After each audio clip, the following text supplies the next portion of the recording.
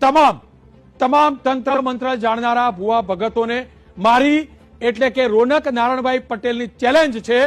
મારું એડ્રેસ છે Ahmedabad SG highway ઉપર। હું સવારે 6 વાગ્યાથી ઓફિસમાં હોઉં છું।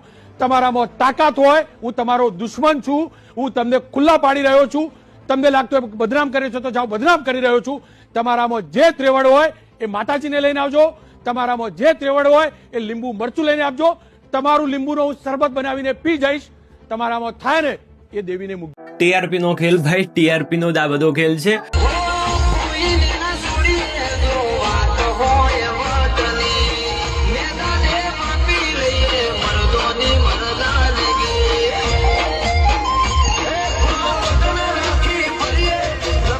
આજથી 5 દિવસ પછી કોઈ ભાવ પણ નહીં પૂછે। જુઓ, સૌથી પહેલા તો રોનક ભાઈનો પણ અત્યારે એક વિડીયો વાયરલ થયો છે। ઇવન તો એક બીજા પણ ભાઈનો વિડીયો વાયરલ થયો છે જે અમેરિકામાં બેઠા બેઠા વિડીયો બનાવી રહ્યા છે। પરંતુ સૌથી પહેલા આપણે વાત કરી લઈએ રોનક પટેલની। જેઓ કહી રહ્યા છે કે ગમે તે ભુવાને હું બદનામ કરી રહ્યો છું, જાઓ તમારે જે સમજવું હોય સમજી લો, હું કોઈ ભુવાથી ડરતો નથી, તમારી માતાજીઓને મૂકો।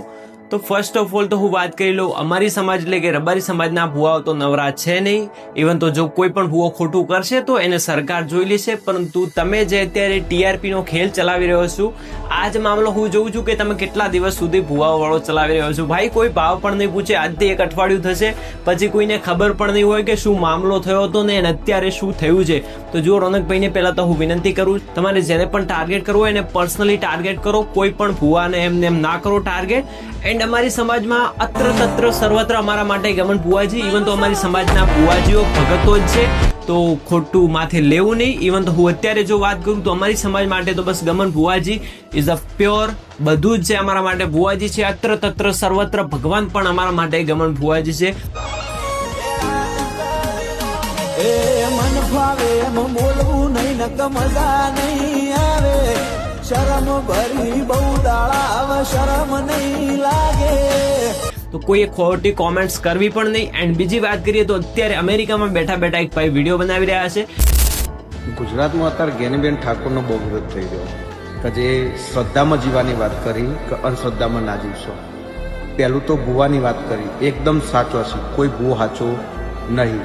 અને જે સાચો ભૂવો હોય ને એ આ નીચે લિસ્ટ જુઓ, ભારતમાંથી કરોડો રૂપિયાનું કરીને નાહી જાય અને મહિના કે સવા મહિનાની અંદર પાછા લાવી દો।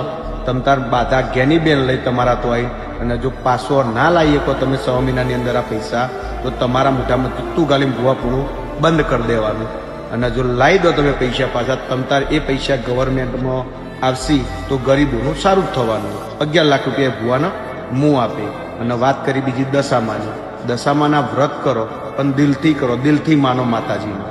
તમે દશામાનો વ્રત કરીને એમની મૂર્તિ જ્યાતા નંખી દઈએ, નદીમાં, ગટરમાં, જો તો પધરાઈ દઈએ, કોકના પગના નીચે આવો।